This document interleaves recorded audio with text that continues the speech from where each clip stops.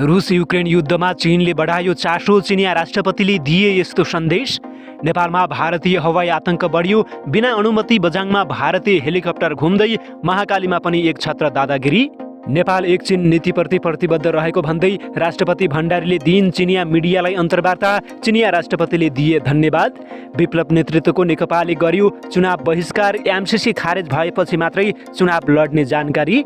MCC pass र petroleum पदार्थको मूल्य वृद्धि विरुद्ध विप्लव समूहले गर्यो प्रदर्शन, तत्काल एमसीसी खारेज गर्न माग। रुसले जैविक हतियार प्रयोग गर्न सक्ने अमेरिकाको आशंका। रुस र युक्रेनका विदेश मन्त्री बीच भयो चर्काचर्की र युक्रेनका लागि अमेरिकाले छुट्यायो अहिलेसम्मकै ठूलो रकम, रुसले दियो खतरनाक चेतावनी। नमस्कार, ग्रेटर नेपाल टिभीले तयार पारेको न्युज अपडेटबाट यहाँलाई हार्दिक स्वागत छ। अब न्युज अपडेट विस्तारमा।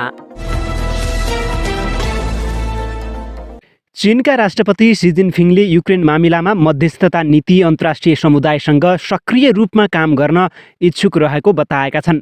तर उनले पश्चिमा मुलुकहरूले रुसमाथि लगाएको प्रतिबन्धको चीनले विरोध गरेको सन्दर्भलाई फेरि दोहोऱ्याएका छन्। जर्मनीका चान्सलर ओलाफ सोल्स र फ्रान्सेली राष्ट्रपति इमानुएल म्याक्रोसँगको टेलिफोन वार्तामा राष्ट्रपति सीले युक्रेनको अवस्था चिन्ताजनक भएको र युरोपेली महाद्वीपमा भएको युद्धलाई लिएर चीन चिन्तित रहेको बताएको चिनिया विदेश मन्त्रालयले जारी गरेको विज्ञप्तिमा उल्लेख गरिएको छ। युक्रेन मामिलामा संलग्न पक्षहरूको आवश्यकताको सन्दर्भमा चीनले फ्रान्स, जर्मनी र युरोपेली युनियनसँग सञ्चार र संयोजनका निम्ति सक्रिय ढङ्गले काम गर्नेछ मन्त्रालयले उल्लेख गरेको छ। चीनले सङ्कटको शान्तिपूर्ण समाधानका लागि सबैले सहयोग गर्नुपर्ने धारणा राख्दै आएको छ। नेत्रविक्रम चन्द विप्लव नेतृत्वको नेपाल कम्युनिस्ट पार्टीले आगामी स्थानीय तह चुनाव बहिष्कार गर्ने भएको छ। पहिलो संविधान सभा पछिका 3 वटै निर्वाचन बहिष्कार गरेको विप्लव समूहले आगामी वैशाख 30 को स्थानीय चुनावमा पनि भाग नलिने भएको हो। करिब 3 वर्षीय अर्ध भूमिगत राजनीतिबाट गत वर्ष शान्तिपूर्ण प्रतिस्पर्धात्मक राजनीतिमा फर्किएको सो समूह एमसीसी अनुमोदन भएसँगै चुनाव बहिष्कारको निर्णयमा पुगेको बताइएको छ। माओवादी केन्द्र, एकीकृत समाजवादी लगायत एमसीसी विरुद्ध सङ्घर्षमा रहेका राजनीतिक दलहरूसँग चुनावी सहकार्य गर्ने बारे पार्टीमा छलफल चलिरहेकै बेला एकाएक एमसीसी अनुमोदन भएपछि बहिष्कारको अवस्था बनेको विप्लव समूहको माथिल्लो तहका एक नेताले जानकारी दिएका छन्। पार्टीले औपचारिक निर्णय गरि नसके पनि चुनावमा भाग लिने सम्भावना कम रहेको उनको भनाइरहेको छ। एमसीसी अनुमोदन भएपछि चुनाव बहिष्कार गर्नुपर्ने मत बढेको हो। बहिष्कार गर्ने कि चुनावमा जाने भन्ने छलफल अलि अगाडिदेखि नै चलिरहेको थियो। धेरैजसो बहिष्कारको पक्षमै थिए। विप्लव समूहको माथिल्लो तहका एक नेताले भने एमसीसीको कारणले पछिल्लो समय बहिष्कार गर्नुपर्छ भन्ने मत अत्यधिक रहेको छ। भारतीय नागरिक सवार हेलिकप्टर बझाङको थलारा गाउँपालिका 9 छालागाडमा पुगेर फर्किएको छ। कैलाश हेलिकप्टर सर्भिसको 9 NHJ नम्बरको हेलिकप्टर बिहिबार थलारा गाउँपालिका 9 स्थित सेती नदी किनारमा उत्रिएको आधा घण्टापछि फर्किएको थियो। स्थानीय जनप्रतिनिधि, प्रहरी तथा प्रशासनसँग समन्वय नगरेर हेलिकप्टरमा आएका भारतीय मूलका मानिसहरूले सेती नदी अवलोकन गरेर फर्किएका छन्। आफूहरूलाई हेलिकप्टर आउने जानकारी नै नभएको थलारा गाउँपालिका वडा नम्बर 9 का अध्यक्ष मोहन राज जोशीले बताएका छन्। उनका अनुसार हेलिकप्टर अवतरण भएपछि स्थानीयले सोद्धा नदीको बहाव र कटान गरेको हेर्न आएको ती भारतीयहरूले बताएका थिए। त्यसपछि आफूहरूले प्रहरीलाई खबर गरेको र प्रहरी पुग्नु अघि नै भारतीयहरू लिएर हेलिकप्टर उडेको उनले बताएका छन्। हेलिकप्टरमा चालक सहित 5 जना भारतीय मूलका नागरिक रहेको वडा अध्यक्ष जोशीले बताएका छन्। उनले भने हिन्दी बोलिरहेका थिए, साथमा नक्सा पनि बोकेका थिए। उनीहरू करिब आधा घण्टा बसेपछि त्यहाँबाट फर्किएको वडा अध्यक्षले बताएका छन्। हेलिकप्टरमा को थिए र किन आए भन्ने बारे जिल्ला प्रशासन कार्यालय बझाङ पनि अनभिज्ञ रहेको छ। हेलिकप्टरको विषयमा सोधी खोजी भइरहेको प्रमुख जिल्ला अधिकारी सिडिओ बाबुराम अर्यालले बताएका छन्। हेलिकप्टरमा को किन आए भनेर नखुलेको र आफूलाई कुनै पूर्व जानकारी पनि नभएकाले यसबारे बुझ्ने उनले बताएका छन्। राष्ट्रपति विद्यादेवी भण्डारीले एक चीन नीतिप्रति नेपाल सदैव प्रतिबद्ध रहेको बताएकी छन्। चिनिया सरकारी सञ्चार माध्यम ग्लोबल टाइम्सलाई दिएको अन्तर्वार्तामा राष्ट्रपति भण्डारीले नेपाल चीन सम्बन्ध प्राचीन कालदेखि रहेको र यसमा हिमालय हुँदै संस्कृति सम्बन्ध गहिरो रूपमा रहेको उल्लेख गरेकी छन्। ग्लोबल टाइम्सका पत्रकार झाओ युपुलाई दिएको अन्तर्वार्ता बिहीबार प्रकाशित भएको हो। अन्तर्वार्तामा राष्ट्रपति भण्डारीले भनेकी छन्, एक चीन नीतिप्रति नेपाल जहिल्यै प्रतिबद्ध रहेको छ। यस्तै संयुक्त राष्ट्रसङ्घमा चीनको अधिकार योग्य स्थानका लागि नेपालले आफ्नो आवाज उठाएको इतिहास पनि छ। समय कालखण्डमा विभिन्न परीक्षाको सामना गर्नु परे पनि नेपाल र चीन बीचको सम्बन्ध अहिले समस्यारहित रहेको उल्लेख गरेकी राष्ट्रपति भण्डारीले यसको कारण दुई देश बीचको सहकार्य रहेको बताएकी छन्। राष्ट्रपति भण्डारीले बेल्ट एन्ड रोड इनिसिएटिभ नेपालका लागि उपयुक्त हुने उल्लेख गरेकी छन्। केही कारणवश BRI-ले मोमेन्टम पाउन भने बाँकी रहेको उनले बताएकी छन्। 5 वर्ष पहिले मेमोरेन्डम अफ अन्डरस्ट्यान्डिङमा हस्ताक्षर भए पनि केही कारणवश काम नभएको बताउँदै उनले दुवै देशले संयुक्त रूपमा पहल थाल्नु पर्ने उल्लेख गरेकी छन्।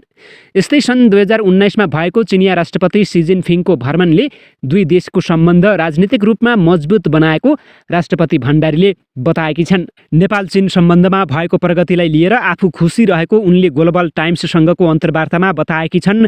कोरोना भाइरसको महामारी विरुद्ध लड्न चीनले गरेको सहयोगको पनि उनले आभार व्यक्त गरेकी छन्। खोप सहितका स्वास्थ्य सामग्रीमा चीनले गरेको सहयोगप्रति उनले विशेष रूपमा राष्ट्रपति सीलाई धन्यवाद दिएकी छन्। उनले अन्तर्वार्ताको क्रममा चिनिया राष्ट्रपति सीको नेतृत्व क्षमताको प्रशंसा पनि गरेकी छन्।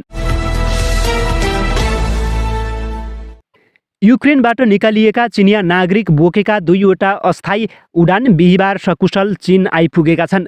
बिहान 8:02 पहिलो उडान पूर्वी चीनको झेजियाङ प्रान्तको हाङझाउमा र दोस्रो उडान 11:12 पूर्वी चीनको साङडोङ प्रान्तको जिजानमा आइपुगेको जनाइएको छ। यसअघि युक्रेनबाट चिनिया नागरिकहरूलाई फिर्ता लैजाने 7 अस्थायी उडानहरू पहिले नै चीन पुगिसकेका छन्। बागमती प्रदेशको राजधानी हेटौडामा यामसिसी र पेट्रोलियम पदार्थमा गरिएको मूल्य वृद्धि विरुद्ध विरोध प्रदर्शन भएको छ। बिहीबार बिहान हेटौडाको बुद्ध चोकमा नेत्र विक्रमचन्द विप्लव नेतृत्वको नेकपा निकट अखिल क्रान्तिकारीले विरोध प्रदर्शन गरेको हो। उनीहरूले यामसिसी सम्झौता खारेज गर, गो ब्याक यामसिसी, देश बेच्न पाइँदैन, पेट्रोलियम पदार्थमा गरिएको मूल्य वृद्धि फिर्ता गर लगायतका नारा लगाएका थिए।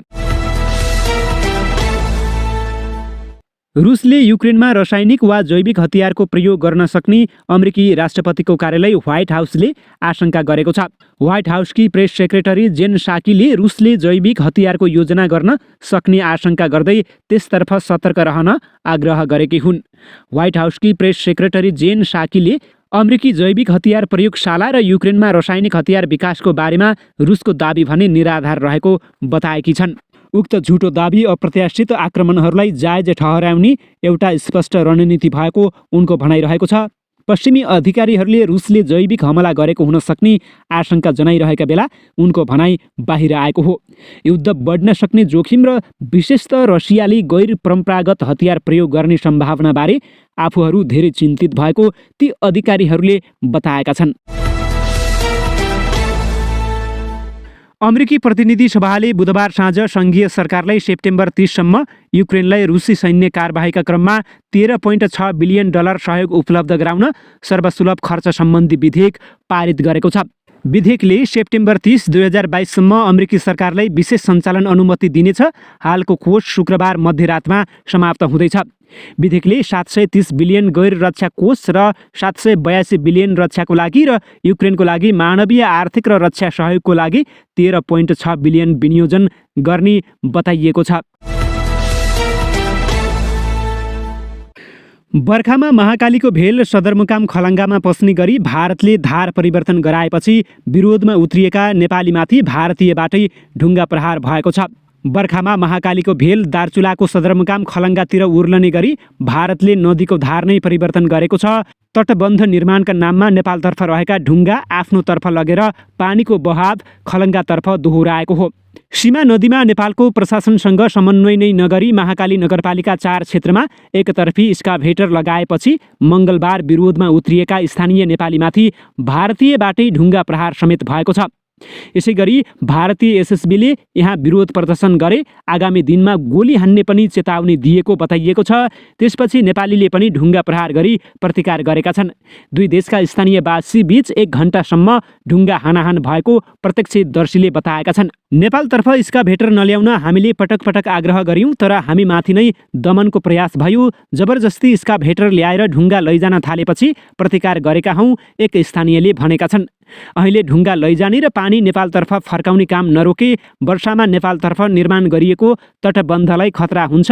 भारतले 1 सातादेखि नदीमा डोजर लगाएर ढुङ्गा निकाल्ने काम गरिरहेको छ। भारतीय प्रधानमन्त्री नरेन्द्र मोदीको भारतीय जनता पार्टी भाजपा नेतृत्वको गठबन्धनले फेरि बहुमत हासिल गर्ने र मोदी नै प्रधानमन्त्री बन्ने विभिन्न एक्जिट पोलहरूले देखाएका छन्। गत चैत 28 गते सुरु भएको भारतीय लोकसभा निर्वाचन आइतबार सकिएको थियो। झन्डै 1.5 महिनासम्म चलेको यो चुनाव अन्तर्गत विभिन्न 7 चरणमा मतदान भएको थियो। अन्तिम चरणको मतदान सकिने बित्तिकै विभिन्न एक्जिट पोलका नतिजाहरू आउने क्रम सुरु भएको छ। एक्जिट पोलका नतिजा धेरै हदसम्म चुनावको वास्तविक नतिजासँग मेल खानी भएका छन्। भारतीय मिडिया टाइम्स नाउ र VMRको एक्जिट पोलले भाजपा नेतृत्वको गठबन्धन नेसनल डेमोक्रेटिक एलायन्स NDAले 443 मध्ये 306 सिट जित्ने देखिएको छ। यसभन्दा कम सिट आए पनि NDAले सजिलै सरकार बनाउन पाउनेछ र मोदीले फेरि अर्को 5 वर्ष भारतको राजपाट चलाउने भएका छन्। र सरकारले 50 वर्ष माथिका नागरिकको मुटु, कलेजु र मृगौला रोगको परीक्षण निशुल्क गर्ने निर्णय गरेको छ। बिहीबार प्रधानमन्त्री निवास बालुवाटारमा भएको मन्त्री परिषद बैठकले यस्तो निर्णय गरेको स्वास्थ्य तथा जनसङ्ख्या मन्त्री विरोध खतिवडाको सचिवालयले जानकारी दिएको छ।